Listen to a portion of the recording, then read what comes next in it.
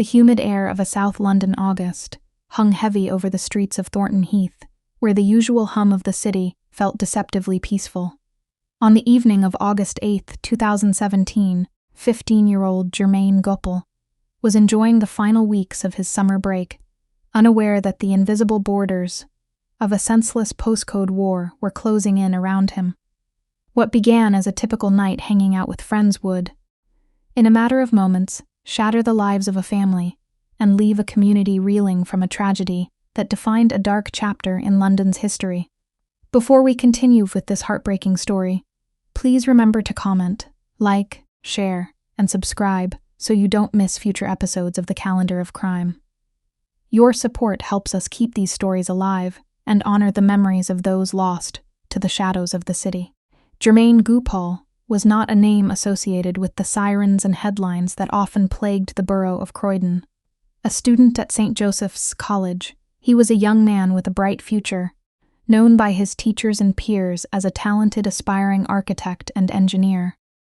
He was the kind of teenager who brought laughter into a room, a boy who loved his family and spent his days dreaming of the structures he would one day build.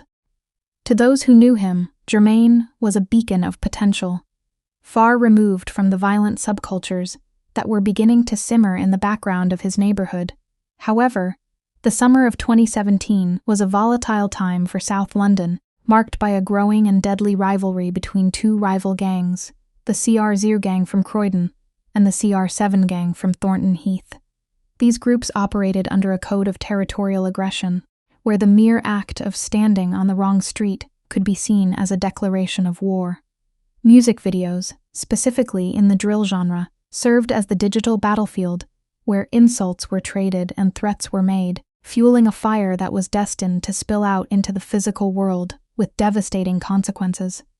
On that Tuesday night, Jermaine and his friends were simply standing near a local shop on Green Lane, enjoying the cool night air. They were in the CR7 area, their own neighborhood, and had no reason to believe they were in danger. But unknown to them, a group of individuals associated with the CR0 gang were patrolling the streets in a Ford Focus, looking for anyone they could target to settle a perceived score. They weren't looking for a specific enemy, they were looking for a symbol, and Jermaine, in his innocent presence, became their unintended target. As the car pulled up near Georgia Road, the atmosphere shifted from calm to chaotic in a heartbeat. Three figures, their faces masked by balaclavas and their hands wielding knives and a machete, leapt from the vehicle. Panic erupted as Jermaine and his friends realized they were being hunted. While his friends managed to scatter and find cover, Jermaine was pursued down the street. The attackers showed no mercy, chasing the 15-year-old until they cornered him, unleashing a flurry of violence that lasted only seconds, but changed everything forever. Jermaine was struck 7 times in total, but it was a single, brutal blow to his right thigh that proved fatal. A 12-centimeter deep wound severed his femoral artery, causing catastrophic blood loss almost instantly. As his attackers fled back to their car and sped away, Jermaine collapsed on the pavement of Georgia Road. Despite the desperate efforts of passers-by and emergency responders who arrived within minutes, the damage was too severe. The aspiring architect took his final breaths on the very streets he had called home.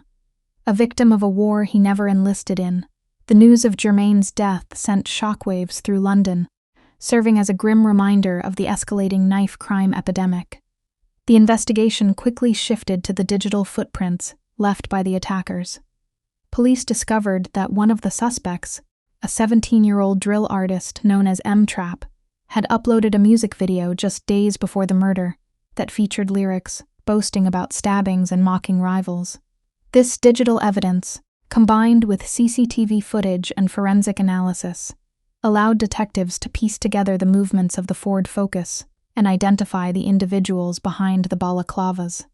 When the case reached the Old Bailey, the court heard how the murder was a calculated act of mouse-collar rivalry. The prosecution presented the drill videos, not just as music, but as a blueprint for the violence that claimed Jermaine's life. The defendants, Samuel Oliver Rowland, Adam Benzahi, and Junior Simpson, maintained a chilling lack of remorse throughout the trial. The jury eventually found them guilty of murder, while 18-year-old Saskia High Elliott was convicted of manslaughter for her role in the lead-up to the attack. The sentencing brought a measure of legal justice, with the three main perpetrators receiving life sentences with minimum terms ranging from 18 to 22 years. Yet, for the Goupall family, no sentence could fill the void left by Jermaine's absence. His father, Stanley Goupall, spoke movingly about the senseless and unprovoked nature of the attack, while his sister, Talisha, transformed her grief into a powerful force for change. She became a leading voice in the fight against knife crime, working tirelessly to educate young people about the dangers of gang culture and the permanence of violence. Today, the memory of Jermaine Goupall serves as both a tragedy and a call to action. His story is a poignant entry in the calendar of crime, representing the hundreds of young lives cut short by territorial disputes and the glamorization of violence. While the buildings he dreamed of designing will never be built, his legacy lives on through the work of his family and the community's refusal to let his name be forgotten. It is a reminder that behind every headline is a child, a dream, and a family left to pick up the pieces of a broken world. Thanks for watching.